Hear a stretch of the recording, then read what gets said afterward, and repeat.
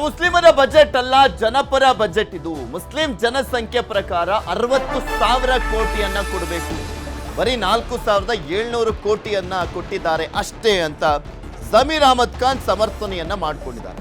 Muslim ಜನಸಂಖ್ಯೆ ಪ್ರಕಾರ 60,000 ಕೋಟಿಯನ್ನ ಕೊಡಬೇಕಂತೆ, ಆದ್ರೆ ಕೊಟ್ಟಿರುವಂತದ್ದು 4,700 ಕೋಟಿ ಅಷ್ಟೇ ಅಂತ ಜಮೀರ್ ಹೇಳಿದ್ದಾರೆ.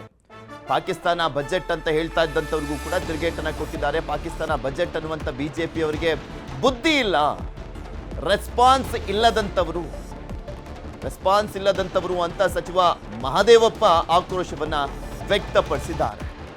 ಸಿದ್ದರಾಮಯ್ಯ ಲೆಕ್ಕಕ್ಕೆ ಜೈ ಅಂತಾನೆ ಹೇಳಿರುವಂಥದ್ದು ಕಾಂಗ್ರೆಸ್ನ ಎಲ್ಲ ನಾಯಕರು ಬಿಜೆಪಿ ಅವರ ಮೇಲೆ ಗರಂ ಆಗಿದ್ದಾರೆ. ಹೆಂಗ್ರಿ ಈಗ ಮುಸ್ಲಿಂ ನನ್ನನ್ಸಿಗೆ 4,700 ಕೋಟಿ ಕೊಟ್ಟಿದ್ದಾರೆ. ಈಗ ಮುಸ್ಲಿಂ ಜನಸಂಖ್ಯೆ ಎಷ್ಟಿರೋದು 14% ಇದೆ. ಈಗ ಬಜೆಟ್ ಎಷ್ಟು ಕೊಟ್ಟಿದ್ದಾರೆ? 4,09,000 ಬಜೆಟ್ ಕೊಟ್ಟಿದ್ದಾರೆ. ಪಾಪ್ಯುಲೇಷನ್ ಪ್ರಕಾರ ಈಗ 14% ಮೈನಾರಿಟಿ ಪಾಪ್ಯುಲೇಷನ್ ಇದೆ. 14% ಪಾಪ್ಯುಲೇಷನ್ ಪ್ರಕಾರ ಈಗ 4,09,000 ಕೋಟಿ ಬಜೆಟ್ ಕೊಟ್ಟಿರೋದು. ಈಗ ಪಾಪ್ಯುಲೇಷನ್ ಪ್ರಕಾರ ನೀವು ನೋಡೋಕೆ ಹೋದ್ರೆ ಕನಿಷ್ಠ 60,000 ಕೋಟಿ ಕೊಡಬೇಕು. ಎಷ್ಟು ಕೊಡ್ತಾ ಇರೋದು? 4,700 ಕೋಟಿ ಕೊಟ್ಟಿದ್ದಾರೆ. ಎಷ್ಟು? 4,700 ಕೋಟಿಗಳದ್ದು. ಅಷ್ಟು ಅವ್ರಿಗೆ ಕಾಮನ್ ಸೆನ್ಸ್ ಇಲ್ಲ ಅಂತ ನಾನು ಹೇಳೋದು. ಆಮೇಲೆ ಎಲ್ಲರಿಗಿಂತ ಹೆಚ್ಚಾಗಿ ಬೇರೆಕ್ಕಿಂತ ಎಜುಕೇಶನ್ಗೋಸ್ಕರ ಕೊಟ್ಟಿದ್ದಾರೆ. ಅಲ್ಪಸಂಖ್ಯಾತರು ಎಜುಕೇಶನ್ಗೋಸ್ಕರ ಕೊಟ್ಟಿದ್ದಾರೆ. ಮತ್ತು ಬೌದ್ಧ ಜೈನರಿಗೆ 100 ಕೋಟಿ ರೂಪಾಯಿನ ಇಟ್ಟಿದ್ದಾರೆ. ಅದೊಂದು ಸ್ವಾಗತಕರವಾದದ್ದು. ಸನ್ನತಿ ಅಭಿವೃದ್ಧಿ ಪ್ರಾಧಿಕಾರ ಮಾಡಿದ್ದಾರೆ. ಅದರ ಜೊತೆಗೆ ಒಂದು ಬುದ್ಧನ ಅಧ್ಯಯನ ಕೇಂದ್ರನ ಮಾಡಿದ್ದಾರೆ. ನಮ್ಮ ಚರಿತ್ರೆ, ಭಾರತದ ಇತಿಹಾಸ ಇದೆಯಲ್ಲ, ಬುದ್ಧ ಹುಟ್ಟಿದ ಮಹಾನ್ ನಾಡಲ್ಲಿ ಅಂತ ಒಂದು ಬೆಳವಣಿಗೆ ಆಗಿರೋ ಜೊತೆಗೆ ಇದರ ಎಲ್ಲ ಹಿಂದುಳಿದವರು, ಅಲ್ಪಸಂಖ್ಯಾತರು, SC ST, ರೈತರು, ಕಾರ್ಮಿಕರು ಎಲ್ಲರ ಹಿತವನ್ನು ಕಾಪಾಡುವಂತ ಒಂದು ಸುಸ್ಥಿರವಾದಂತ ಅಭಿವೃದ್ಧಿಗೆ, ಬೆಳವಣಿಗೆ ಪೂರಕವಾದಂತ ಬಜೆಟ್. ಇದೆಲ್ಲದ್ರ ಬಗ್ಗೆನೂ ಕೂಡ ಮತ್ತಷ್ಟು ಮಾಹಿತಿಯನ್ನ ಕೊಡ್ತಾ ಹೋಗ್ತಾರೆ ನಮ್ಮ ಪೊಲಿಟಿಕಲ್ ಬ್ಯೂರೋ ಮುಖ್ಯಸ್ಥರಾಗಿರುವಂತಹ ಚಿದಾನ್ ಪಟೇಲ್ ನಮ್ಮ ಜೊತೆ ನೇರ ಸಂಪರ್ಕದಲ್ಲಿ ಜಾಯ್ನ್ ಆಗ್ತಾ ಇದ್ದಾರೆ. ಚಿದಾನ್ ಪಟೇಲ್, 16ನೇ ಬಜೆಟ್, ದಾಖಲೆಯ ಬಜೆಟ್ ಅನ್ನ ಸಿದ್ದರಾಮಯ್ಯನವರು ಮಂಡಿಸಿದ್ರು. 4,09,000 ಕೋಟಿ ಮೌಲ್ಯದ ದೊಡ್ಡ ಗಾತ್ರದ ಬಜೆಟ್ ಇದು. ಯಾವ ರೀತಿಯಾಗಿ ಚರ್ಚೆ ನಡೀತಾ ಇದೆ ಸಿದ್ದರಾಮಯ್ಯನವರ ಬಜೆಟ್ ವಿಚಾರಕ್ಕೆ ಸಂಬಂಧಪಟ್ಟಂತೆ, ರೆಸ್ಪಾನ್ಸ್ ಸಿಗ್ತಾ ಇದೆ ಅಂತ? ಪೃಥ್ವಿರಾಜ್ ಜಾರನಹಳ್ಳಿ ಮುಖ್ಯಮಂತ್ರಿಗಳ 16ನೇ ಬಜೆಟ್ ಬಹಳಷ್ಟು ಚರ್ಚೆಗೆ ಎಡೆ ಮಾಡಿಕೊಟ್ಟಿರ್ತಕ್ಕಂಥದ್ದು. ಇದರ ಬೆನ್ನಲ್ಲೇ ಪ್ರಮುಖ ವಿಪಕ್ಷ ಭಾರತೀಯ ಜನತಾ ಪಕ್ಷ ಬಜೆಟ್ನಲ್ಲೂ ಕೂಡ ಇಸ್ಲಾಮೀಕರಣ ಮಾಡಲಾಗಿದೆ ಅಂತೇಳಿ ಗಂಭೀರ ಆರೋಪವನ್ನು ಮಾಡಿರುವಂಥದ್ದು ಮತ್ತು ಎಕ್ಸ್ನಲ್ಲೂ ಕೂಡ ಪೋಸ್ಟನ್ನು ಹಾಕಿರ್ತಕ್ಕಂಥದ್ದು. ಈ ಬಜೆಟ್ನಲ್ಲಿ ಮುಸ್ಲಿಂ ಸಮುದಾಯಕ್ಕೆ ಅಂದರೆ ಅಲ್ಪಸಂಖ್ಯಾತ ಸಮುದಾಯಕ್ಕೆ ಸುಮಾರು 4,000 ಕೋಟಿಯಷ್ಟು ಹೆಚ್ಚು ಅನುದಾನವನ್ನು ಕೊಟ್ಟಿರುವಂಥದ್ದು ಈಗ ಅತಿದೊಡ್ಡ ವಿವಾದಕ್ಕೆ ಎಡೆ ಮಾಡಿಕೊಟ್ಟಿರ್ತಕ್ಕಂಥದ್ದು. ಅಲ್ಪಸಂಖ್ಯಾತ ಸಮುದಾಯಗಳಿಗೆ ಹೆಚ್ಚು ಹಣವನ್ನು ಕೊಡುವ ಮುಖಾಂತರ ಅಲ್ಪಸಂಖ್ಯಾತ ಓಲೈಕೆಯನ್ನು ಮಾಡ್ತಿರ್ತಕ್ಕಂಥ ಮುಖ್ಯಮಂತ್ರಿಗಳು ಪರಿಶಿಷ್ಟ ಜಾತಿ, ಪರಿಶಿಷ್ಟ ಪಂಗಡ ಮತ್ತು OBC ಸಮುದಾಯವನ್ನು ಕಡೆಗಣಿಸಿದ್ದಾರೆ ಅಂತೇಳಿ ಗಂಭೀರ ಆರೋಪವನ್ನು ಮಾಡಿರ್ತಕ್ಕಂಥದ್ದು. ಜೊತೆಗೆ ಮುಸ್ಲಿಮೀಕರಣ ಮಾಡಲಿಕ್ಕೆ ಈ ಒಂದು ತಂತ್ರವನ್ನು ಮಾಡ್ತಿರೋದು ಅಂತೇಳಿ ಆರೋಪವನ್ನು ಮಾಡಿರುವಂಥದ್ದು. ವಿಪಕ್ಷ ನಾಯಕ R. ಅಶೋಕ್ ಅವರು ಗಂಭೀರ ಆರೋಪವನ್ನು ಮಾಡಿರ್ತಕ್ಕಂಥ ಒಂದು ಕಡೆ ವಕ್ಫನ್ನ ಎಲ್ಲೊಂದು ಕಡೆ ಮುಚ್ಚಬೇಕಂತೇಳಿ ಕೇಂದ್ರ ಸರ್ಕಾರ ತೀರ್ಮಾನ ಮಾಡಿರುವಂಥದ್ದು. ವಕ್ಫ್ ಸಂಬಂಧಪಟ್ಟ ಮಸೂದೆಯನ್ನು ತಂದಿರತಕ್ಕಂಥ, ಆದರೆ ರಾಜ್ಯ ಸರ್ಕಾರ ವಕ್ಫ್ ಪರವಾಗಿ ನಿಂತಿರ್ತಕ್ಕಂಥ, ಆ ಮುಖಾಂತರ ಮುಸ್ಲಿಂ ಪರವಾಗಿ ನಿಂತಿದೆ ಅಂತೇಳಿ ಗಂಭೀರ ಆರೋಪವನ್ನು ಮಾಡಿರುವಂಥದ್ದು. ಈ ಎಲ್ಲದರ ನಡುವೆ ಕೂಡ ಸರ್ಕಾರ ಪಾಕಿಸ್ತಾನದ ಪರವಾಗಿದೆ, ಇಸ್ಲಾಮೀಕರಣದ ಪರವಾಗಿದೆ ಅಂತೇಳಿ ಬಸನಗೌಡ ಪಾಟೀಲ್ ಯತ್ನಾಳ್ ಅವರು ಕೂಡ ಗಂಭೀರ ಆರೋಪವನ್ನು ಮಾಡಿರುವಂಥದ್ದು.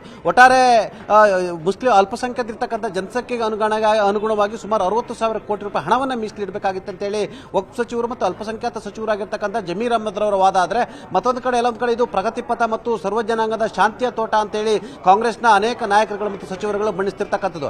ಸದ್ಯ ಅಲ್ಪಸಂಖ್ಯಾತರುಗಳಿಗೆ ಗುತ್ತಿಗೆಯಲ್ಲೂ ಕೂಡ ಮೀಸಲಾತಿ ಕೊಟ್ಟಿರ್ತಕ್ಕಂಥದ್ದು. ಸುಮಾರು 2 ಕೋಟಿವರೆಗೂ ಕೂಡ ಗುತ್ತಿಗೆಯನ್ನ ಮಾಡುವಂತವರಿಗೆ ಎಲ್ಲೊಂದು ಕಡೆ ಅಲ್ಪಸಂಖ್ಯಾತರಿಗೆ ಮೀಸಲಾತಿ ಕೊಟ್ಟಿರ್ತಕ್ಕಂಥದ್ದು ವಿವಾದಕ್ಕೆ ಎಡೆ ಮಾಡಿಕೊಟ್ಟಿರುವಂಥದ್ದು. ಮತ್ತು ಮುಸ್ಲಿಂ ಸರಳ ವಿವಾಹಕ್ಕೆ ಸುಮಾರು 50,000 ಹಣವನ್ನು ಕೊಡ್ತಿರ್ತಕ್ಕಂಥದ್ದು ಮತ್ತು ಮುಸ್ಲಿಂ ಸಮುದಾಯಗಳಿಗೆ 50 ಲಕ್ಷ ಹಣವನ್ನು ಕೊಡ್ತಿರ್ತಕ್ಕಂಥದ್ದು. ITI ಸ್ಥಾಪನೆಗಳಿರ್ತಕ್ಕಂಥದ್ದು. ಸುಮಾರು 40,000 ಅಲ್ಪಸಂಖ್ಯಾತ ಹೆಣ್ಣು ಮಕ್ಕಳಿಗೆ ಕೌಶಲ್ಯ ತರಬೇತಿಯನ್ನು ಕೊಡ್ತಿರ್ತಕ್ಕಂಥ ಒಟ್ಟಾರೆ ಸುಮಾರು 4,157 ಕೋಟಿ ರೂಪಾಯಿನ ಅನುದಾನವನ್ನ ಮೀಸಲಿಟ್ಟಿರುವಂಥದ್ದು ಇದೀಗ ವಿವಾದಕ್ಕೆ ಎಡೆ ಮಾಡಿಕೊಟ್ಟಿರ್ತಕ್ಕಂಥದ್ದು.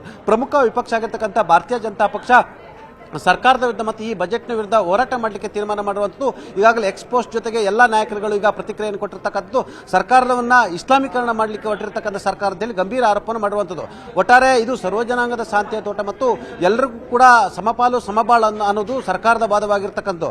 ಒಟ್ಟಲ್ಲಿ ಇದೀಗ ಭಾರತೀಯ ಜನತಾ ಪಕ್ಷಕ್ಕೆ ಎಲ್ಲೊಂದು ಕಡೆ ಅಲ್ಪಸಂಖ್ಯಾತರಿಗೆ ಹೆಚ್ಚಿನ ಅನುದಾನವನ್ನು ಈ ಬಜೆಟ್ನಲ್ಲಿ ಕೊಟ್ಟಿರುವಂಥದ್ದು. ಸದ್ಯ ಈ ಒಂದು ಬಜೆಟ್ ಅಧಿವೇಶನದ ಅತಿದೊಡ್ಡ ರಾಜಕೀಯ ಹೋರಾಟಕ್ಕೂ ಕೂಡ ಭಾರತೀಯ ಜನತಾ ಪಕ್ಷ ಪ್ಲಾನ್ ಅನ್ನು ಮಾಡಿರುವಂಥದ್ದು. ಪೃಥ್ವಿ ಚಿದಾನ್ ಪಟೇಲ್, ಇಲ್ಲಿ ವಿರೋಧ ಪಕ್ಷದವರು ಸಹಜವಾಗಿ ವಿರೋಧವನ್ನ ಮಾಡಲೇಬೇಕು, ಅದು ಯಾವುದೇ ಸರ್ಕಾರ ಇದ್ದಂತ ಸಂದರ್ಭದಲ್ಲಿ ನಾವು ನೋಡ್ಕೊಂಡು ಬಂದಿದ್ವಿ. ಆದ್ರೆ ಕಾಂಗ್ರೆಸ್ನಲ್ಲಿ ಅತಿ ದೊಡ್ಡ ಮ್ಯಾಂಡೇಟ್ ಅನ್ನ ಪಡ್ಕೊಳ್ಳಲಾಗಿದೆ. 138 ಜನ ಶಾಸಕರು ಅಟ್ ಪ್ರೆಸೆಂಟ್ ಇರುವಂತದ್ದು ಕಾಂಗ್ರೆಸ್ನ ಶಾಸಕರುಗಳು. ಅವರವರ ಕ್ಷೇತ್ರಕ್ಕೆ ಏನ್ ಸಿಕ್ತು, ನಮ್ಮ ಜಿಲ್ಲೆಗೆ ಏನ್ ಸಿಕ್ತು, ನಮಗೆ ಯಾವ ರೀತಿಯಾಗಿ ಶಾಸಕರಿಗೆ ಅನುದಾನವನ್ನ ಕೊಟ್ಟರು ಅನ್ನುವಂಥದ್ದನ್ನ ತುಂಬಾ ಕುತೂಹಲದಿಂದ ಕಾದು ಕುಳಿತುಕೊಂಡಿದ್ರು. ಕಾಂಗ್ರೆಸ್ ಶಾಸಕರನ್ನಾದ್ರೂ ಸಮಾಧಾನ ಪಡಿಸಲಾಗಿದೆಯಾ ಈ ಬಜೆಟ್ ಮುಖಾಂತರ? ಪೃಥ್ವಿ, ಮಹತ್ತರ ಬೆಳವಣಿಗೆ ಒಂದರ ಹಿನ್ನೆಲೆಯಲ್ಲಿ ಶಾಸಕರುಗಳು ಎಲ್ಲ ಒಂದು ಕಡೆ ಕ್ಷೇತ್ರದ ಅಭಿವೃದ್ಧಿಗೆ ಅನುದಾನ ಇಲ್ಲ ಅಂತೇಳಿ ದೊಡ್ಡ ಕೂಗಾಗಿತ್ತು ಮತ್ತು ಸರ್ಕಾರದ ಜೊತೆ ಇದ್ದಂಥ ಆಡಳಿತ ಪಕ್ಷದ ಶಾಸಕರೇ ಅಸಮಾಧಾನ ವ್ಯಕ್ತಪಡಿಸಿದ್ರು. ಈ ಬಜೆಟ್ನಲ್ಲಿ ಸುಮಾರು 8,000 ಕೋಟಿ ರೂಪಾಯಿಯನ್ನ ವಿಧಾನಸಭಾ ಕ್ಷೇತ್ರಗಳಿಗೆ ಮುಖ್ಯಮಂತ್ರಿಗಳು ಮೀಸಲಿಡುವ ಮುಖಾಂತರ ಕನಿಷ್ಠ ಪ್ರತಿ ಕ್ಷೇತ್ರಕ್ಕೆ 50,000 ಕೋಟಿ ರೂಪಾಯಿಯನ್ನ ಈ ವರ್ಷದ 25-26ರ ಬಜೆಟ್ಗೆ ಮೀಸಲಿಟ್ಟಿರ್ತಕ್ಕಂಥದ್ದು. ಯಾಕಂತ ಹೇಳಿದ್ರೆ ಅನುದಾನ ಇಲ್ಲ ಅಂತೇಳಿ ಎಲ್ಲ ಒಂದು ಕಡೆ ಆರೋಪದ ಬೆನ್ನಲ್ಲೇ ಮತ್ತು ಮುಂಬರಲಿರ್ತಕ್ಕಂಥ ಜಿಲ್ಲಾ ಮತ್ತು ತಾಲೂಕು ಪಂಚಾಯತ್ ಚುನಾವಣೆ ಮತ್ತು ಬೆಂಗಳೂರಿನಲ್ಲಿ ಬಿಬಿಎಂಪಿ ಚುನಾವಣೆ ಹಿನ್ನೆಲೆಯಲ್ಲಿ ಮುಖ್ಯಮಂತ್ರಿಗಳು ಈ ಪ್ಲಾನ್ ಅನ್ನು ಮಾಡಿದ್ದಾರೆ ಅಂತ ಹೇಳಲಾಗ್ತಿದೆ. ಒಟ್ಟಾರೆ ಪ್ರತಿ ಕ್ಷೇತ್ರ ಕೂಡ ತಲಾ 50,000 ಕೋಟಿ ರೂಪಾಯಿ ಅನುದಾನ ಹೋಗುವಂತೆ ಒಟ್ಟು 8,000 ಕೋಟಿ ರೂಪಾಯಿಯನ್ನ ಈ ಒಂದು ಬಜೆಟ್ನಲ್ಲಿ ಮೀಸಲಿಟ್ಟಿರ್ತಕ್ಕಂಥದ್ದು.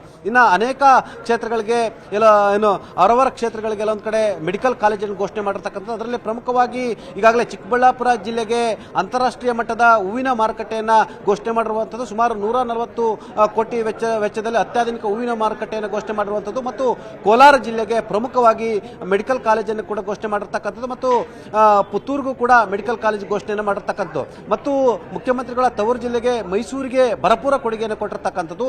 ಈ ಎಲ್ಲ ಬೆಳವಣಿಗೆ ನಡುವೆ ಬಿಬಿಎಂಪಿ ಚುನಾವಣೆ ಹಿನ್ನೆಲೆಯಲ್ಲಿ ಗ್ರೇಟರ್ ಬೆಂಗಳೂರು ಹೆಸರಿನಲ್ಲಿ ಬಿಬಿಎಂಪಿಯನ್ನ 6 ಅಥವಾ 7 ವಿಭಾಗಗಳಾಗಿ ವಿಂಗಡಣೆ ಮಾಡಲಿಕ್ಕೆ ಪ್ಲಾನ್ ಮಾಡಿರ್ತಕ್ಕಂಥ ಸರ್ಕಾರ. ಹಾಗಾಗಿ ಬಿಬಿಎಂಪಿ ಕೂಡ ಹೆಚ್ಚಿನ ಅನುದಾನವನ್ನು ಕೊಟ್ಟಿರ್ತಕ್ಕಂಥದ್ದು.